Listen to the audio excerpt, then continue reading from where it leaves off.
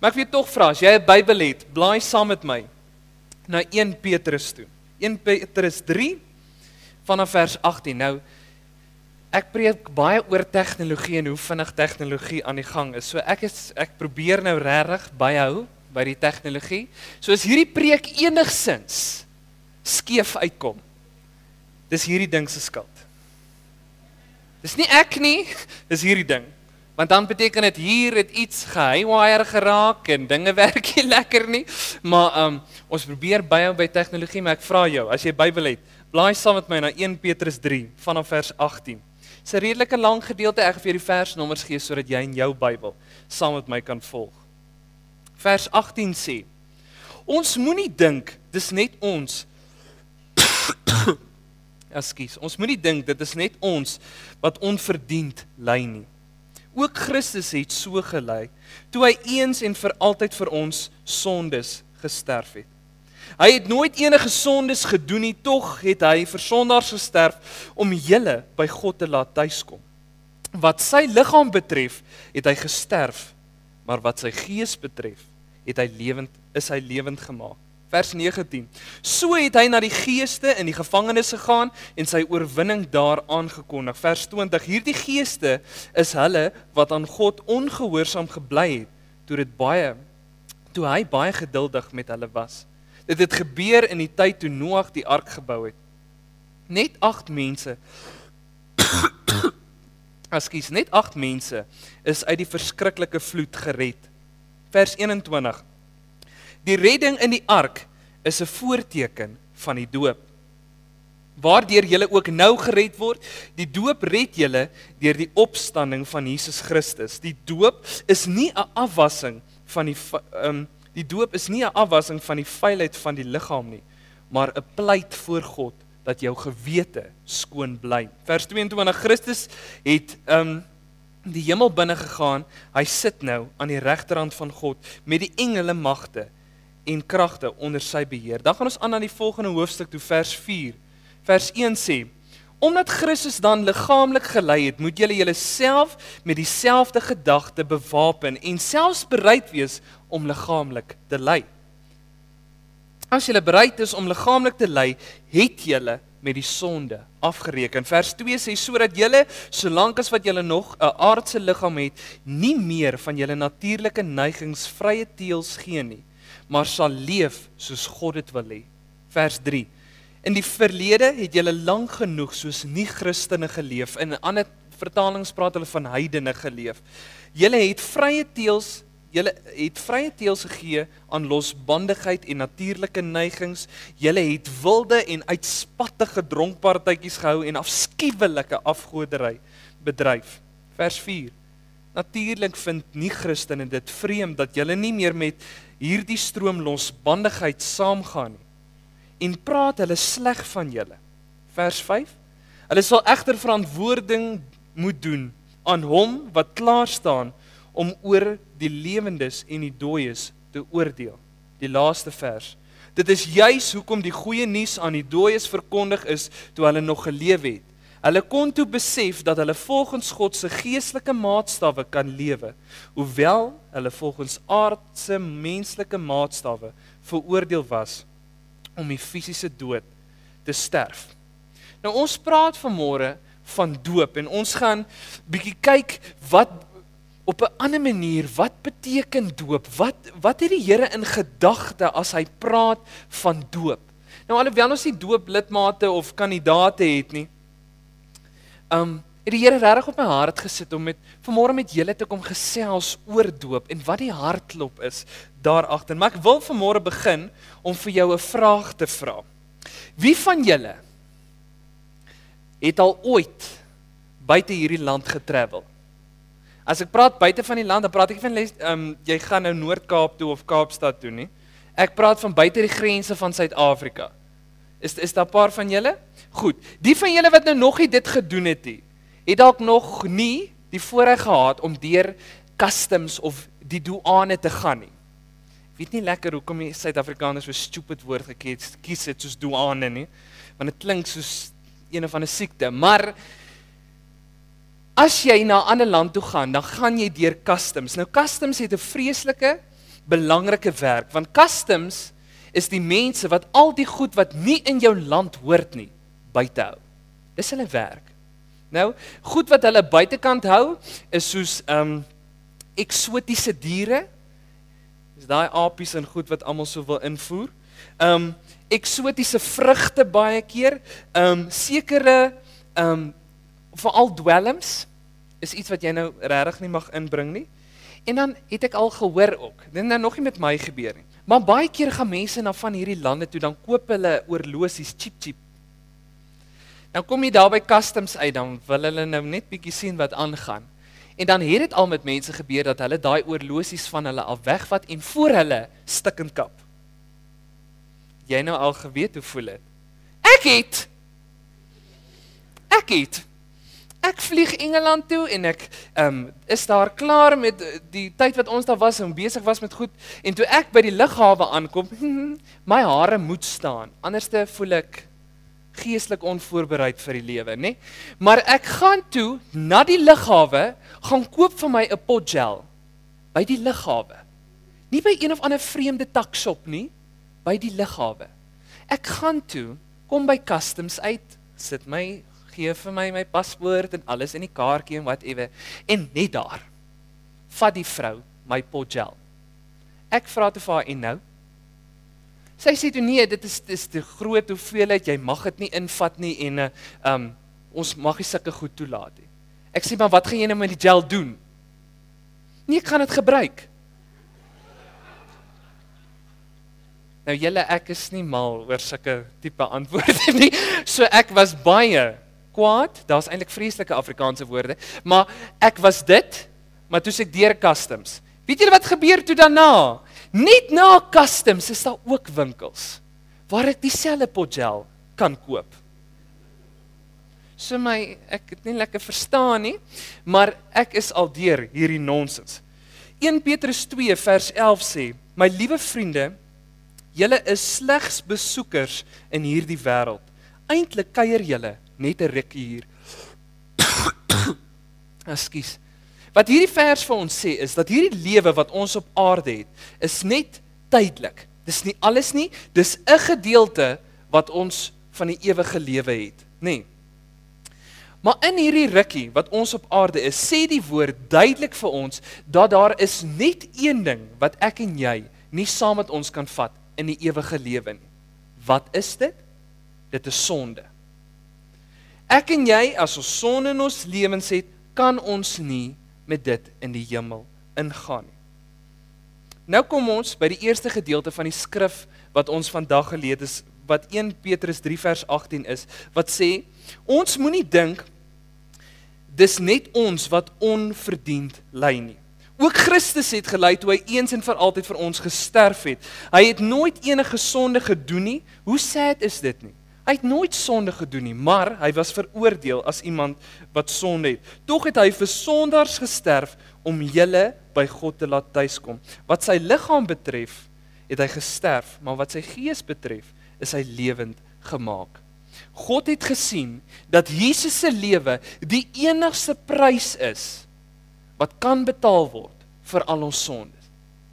Nou ek wil vanmôre 'n voorbeeld gebruik. Nou ek het vanmôre 'n vreeslike interessante das aan. En daar's nou 'n paar mense wat nou al vanmôre van na my toe gekom vir my sê ek dra nou 'n mooi das. So my ego is daar. Maar nou, as jy iets by iemand, as jy iets wil verkoop, kan jy enige prys aan daardie item heg wat jy dink is reg. Maar op die ou end gaan die persoon wat die item koop net betaal wat hy bereid is om te betaal. Nee. Hy gaan mos nou nie meer betaal as wat hy bereid is om te betaal nie. So, ek wil vanmôre my das verkoop aan julle. R2000 is waar ons begin. Is daar iemand? Kom nou. Steek op jou poot, links. Ons het net vanmôre gespot hier oor. Sy is die een wat die geld uit my beursie uitsteel, so ek wonder waar kom die R2000 vandaan. Maar hoekom steek nie almal van julle hande op nie? Want nie een van julle dink hierdie das is R2000 werd nie. So julle is nie bereid om dit te betaal nie. En hier het God gesien dat die mense het sonde. Hy is lief vir die mens. En hy is bereid om die ultimate prys te betaal en sy seun te gee. Hoe amazing is dit?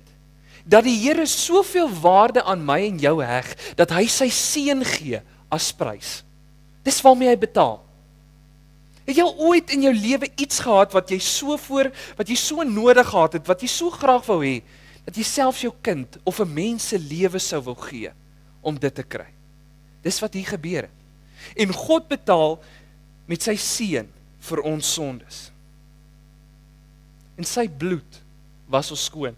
En toe het ek gegaan en ek het bietjie in die Bybel gaan rondkrap, daar's baie ander nog.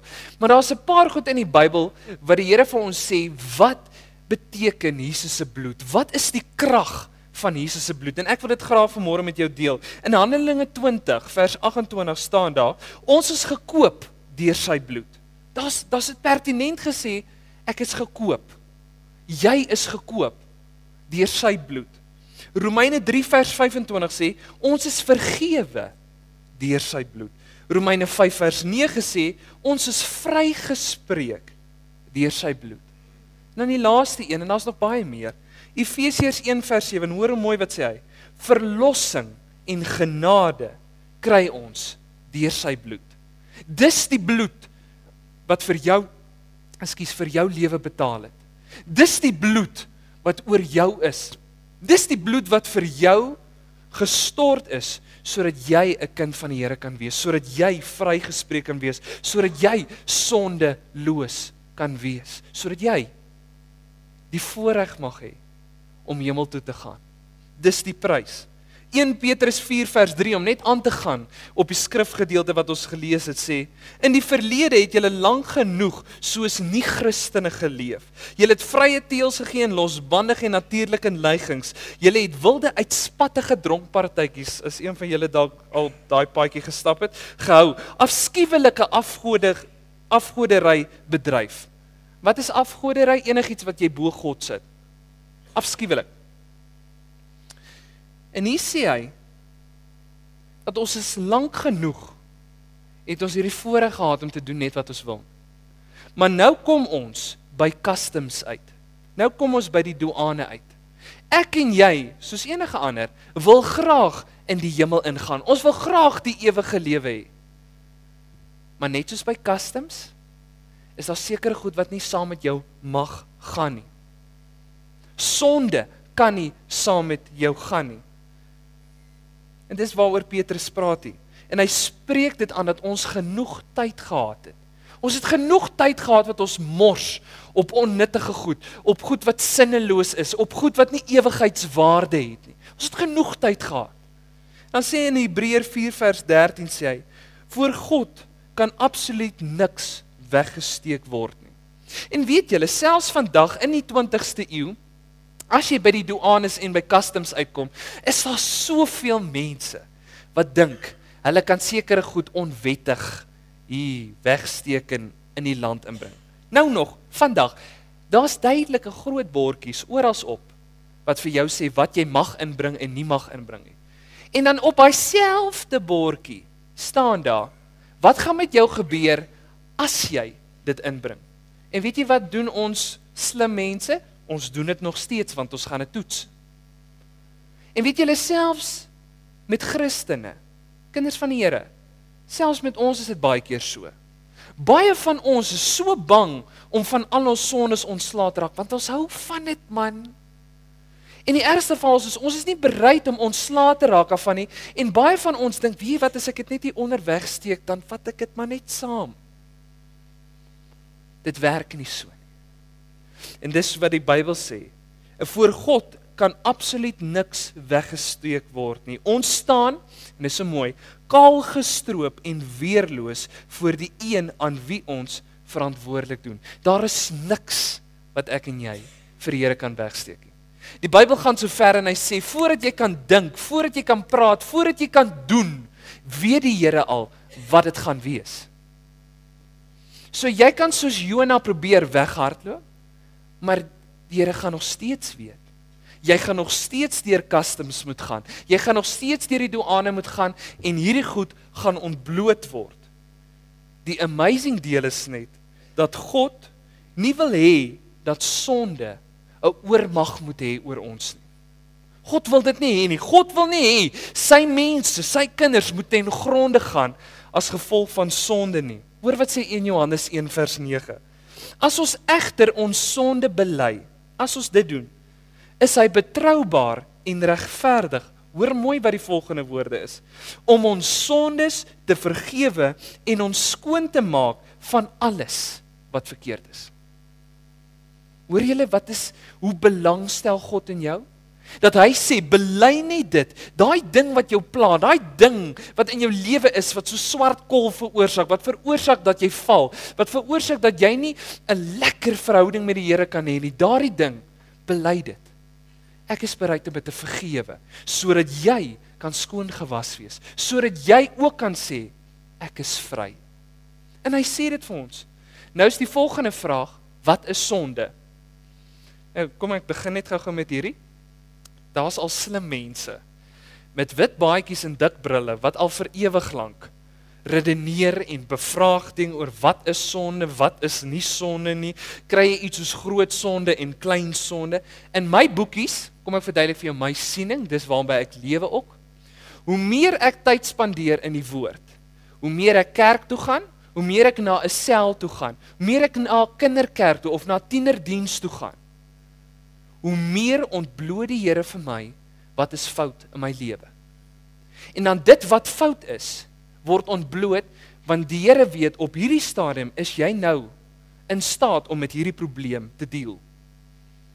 Dis hoekom baie mense sê, ja, maar hierdie verslawing is 'n sonde, dis 'n verkeerde ding en wat ook al.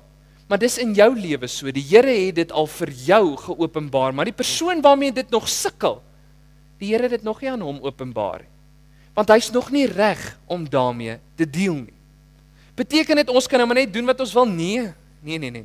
Dis hoekom ek pertinent sê, hoe meer ons in 'n dieper verhouding met God is, hoe meer gaan die sonde en die verkeerde dinge in ons lewe ontbloot word.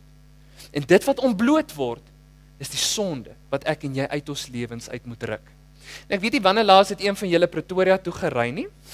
Ek en Janine doen dit redelik baie. Maar op pad Pretoria toe is daar 'n billboard van die Gautrain wat die volgende sê: 98.40% on time. Nobody is perfect.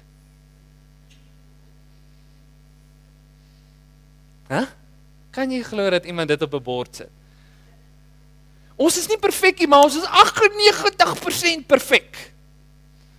En weet julle wat het hierdie bord my geraak? Want is dit nie so met my en jou as kind van die Here ookie?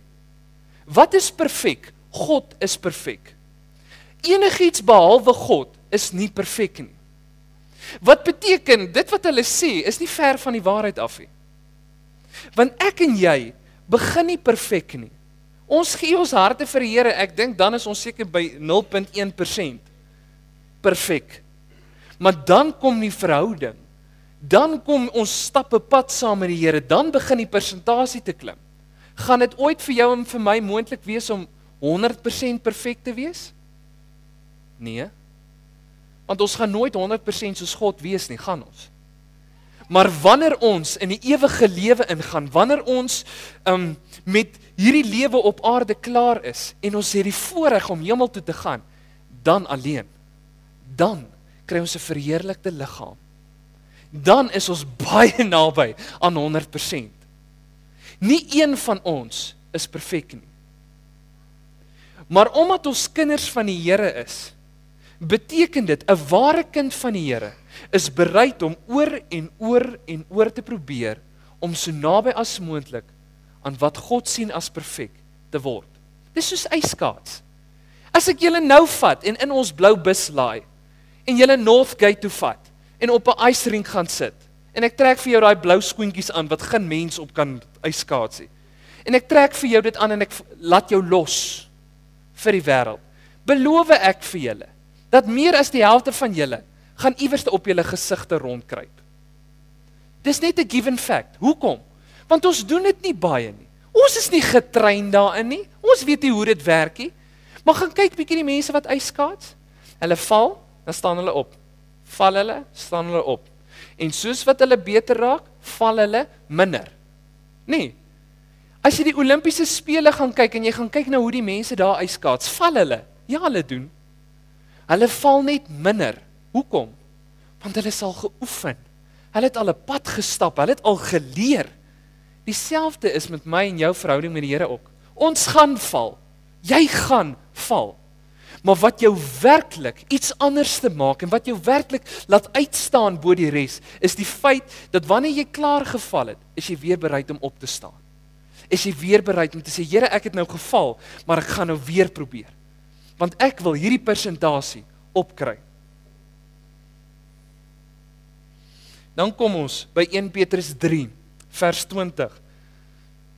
20b eintlik is die tweede helfte van die vers wat sê, dit het gebeur in die tyd toe Noag die ark gebou het. Net 8 mense is uit die verskriklike vloed gered. Die redding in die ark is 'n voorteken van die doop, waar julle ook nou gered word. Baie lank het ons as kinders van die Here gedink, dat doop is nie noodwendig noodsaaklik nie. Dit is nie 'n moet nie. En hier sê die woord vir ons, die redding in die ark is 'n voorteken van die doop, waardeur julle ook nou gered word. Kom julle agter, dit is nie net nog 'n checklist nie. Dit is iets wat ons moet doen. Die eerste ding wat ek en jy moet doen, is ons hart en lewens vir die Here gee. Die tweede stap is, jy moet gedoop word. Die derde stap is, kry lering. Waar kry jy lering? Deur 'n diens by te woon, deur preke, deur na CD's te luister, deur na 'n groep lewe, deur na 'n sel toe te gaan. Dis waar jy lering kry. En van die begin van die Ou Testament af, het die Here al begin om vir ons te verduidelik, wat is doop? Hoe werk doop? En dan gaan kyk ons sien maar na Noag se lewe. Net 8 mense van die mensdom op aarde is gespaar van dood en elende. Net 8 mense. Wat het hulle gespaar? Wat het hulle gered? Die vloed. Dis water. Dan gaan ons net bietjie aan en ons lees verder en dan kom ons by die Israeliete van wat uit Egipte uitgetrek het. Hulle los slawerny en sonde en swaar kry agter en hulle trek. Wat gebeur toe? Hulle kom toe by die Rooi See. Wat moet gebeur? Die Rooi See split. Hulle gaan deur die Rooi See en wat veroorsaak toe hulle redding? Die see. Die water gee toe vir hulle redding. Die water spoel toe al die sonde en al die negatiewe weg. Dan gaan ons bietjie verder, daar's ewen nog eene. Die Israeliete, voordat hulle in die beloofde land in moes gaan, wat moes eers gebeur het? Hulle moes eers deur die Jordaanrivier gaan, voordat hulle in die beloofde land kon kom. Kom julle agter? Dat doop word gesien as customs, as die douane. Voordat ek en jy in die ewige lewe in die hemel ingaan, is dit belangrik dat ek en jy gedoop word. Kom jy agter dat die woord sê, dit is deel van ons redding? Ek wil graag met jou 2 skrifgedeeltes deel. Romeine 6 vers 4 sê die volgende. Ons is dus saam met hom begrawe deur die doop in die dood. Sodat net soos Christus uit die dode opgewek is deur die heerlikheid van die Vader, ons ook so in 'n nuwe lewe kan wandel. Kolossense 2 vers 12 sê, omdat julle saam met hom begrawe is in die doop, waarin julle ook saam opgewek is deur die geloof in die werking van God, wat hom uit die dode opgewek het. En dan kom ons nou by doop uit, nê? En baie mense het al vir my gesê, François, ek is so bang om gedoop te word. Dan vra ek, hoekom? Dan sê hulle, want ek weet nie of ek sondeloos kan lewe nadat ek gedoop is nie. Ek weet nie of ek perfek gaan wees nie. Wat gebeur as ek dan nou weer val en sonde doen, as ek klaar gedoop is? Dan stel ek mos die Here net te leer, so ek kies eerder om dit nie te doen nie.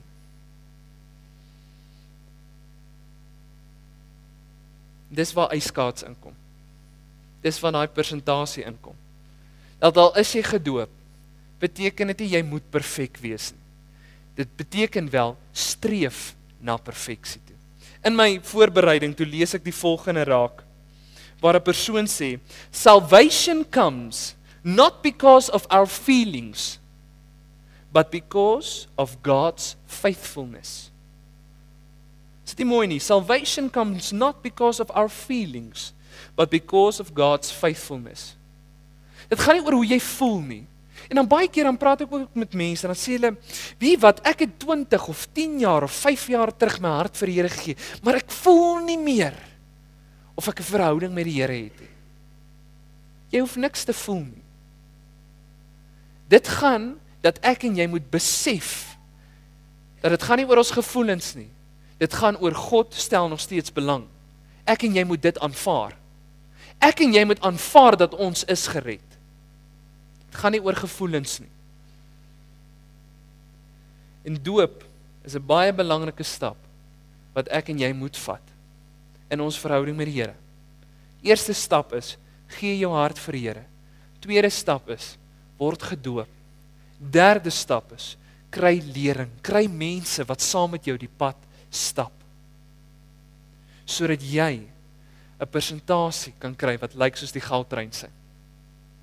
Ek wil eindig met die volgende quote. Wat sê, baptism is our outward testimony of the inward change in a believer's life. It illustrates a believer's identification with Christ's death, burial and resurrection. En dis die eerste een, daai eerste sin is vir my baie mooi. Baptism is an outward testimony of an inward change. Wanneer ons mense doop, is dit net 'n belydenis voor mense, dat kyk wêreld, ek het my hart en lewe vir die Here gegee. Van vandag af wil ek graag die pad saam met die Here stap. En geestelik, saam met die doop, is dit amper soos 'n graf daar, waar jy die ou mens, die sondige mens, die ou jy, los jy daar agter. En wanneer jy opstaan, is die nuwe jy.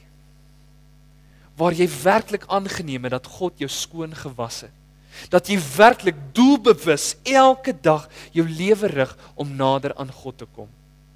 Doop is nie net 'n afchecklist nie. Doop is iets wat vir God baie belangrik is.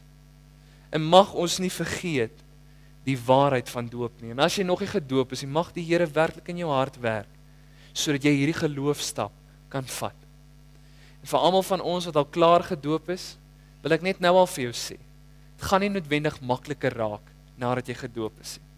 Vra vir die mense wat gedoop is, die eerste 2 maande kan 'n sinoniem met hel. Want die duiwel weet wat het jy gedoen. Die duiwel weet wat se besluit het jy gemaak. So hy gaan alles moontlik doen om die lewe vir jou nog moeiliker te maak, maar die woord sê, dis 'n belofte. Hy het jou meer as 'n oorwinnaar gemaak. Mag ons nie die waarde van doop vergeet nie. Kom ons bid saam. Papa Vader, wat 'n ongelooflike voorreg is dit om vanmôre saam met familie, Here, om u woord te sit. Here, om vir 'n oomblik net weer herinner te word en dalk weer opnuut besef, Here, die waarde van doop. En Here, hoe amazing is dit om te sien dat Here, u het uit die Ou Testament al begin, deur groot gebeure, om vir ons te verduidelik wat is die krag van doop, sodat ons in die Nuwe Testament moet leer dat dit deel is van ons redding. Here, ek bid, mag U in ons harte werk en mag ons hierdie boodskap onthou en mag ons met dit leef, Here, dat almal van ons wat al dalk gedoop is, Here, dat ons nog steeds 'n lewe leef wat getuig van U grootheid. Here, dat ons nog steeds 'n lewe leef wat vir mense wys dat ons dien 'n lewende God. En Here, vir ons wat dalk nog nie gedoop is nie, mag U ons help om 'n geloofsbesluit te maak, om hierdie stap te vat, hierdie belangrike stap, Here, sodat ons deur customs kan gaan, sodat ons deur die douane kan gaan, en werklik ook die ewige lewe kan hê. Here, want U woord sê, U is besig om vir ons 'n plek voor te berei, en elkeen van ons wil graag daar wees, Here. Maar om daar te kom, moet ons eers deur die douane gaan, moet ons eers deur customs gaan. Here, mag U ons help deur daardie proses. En Here, dankie dat hierdie woord nie net nog 'n boodskap is, ons bid, Here, mag dit leef in ons harte. En mag ons dit oordra aan mense, mag ons mense vertel en mag ons mense aanspoor om hierdie geloofstap te vat in die wonderlike naam bo alle name. Amen.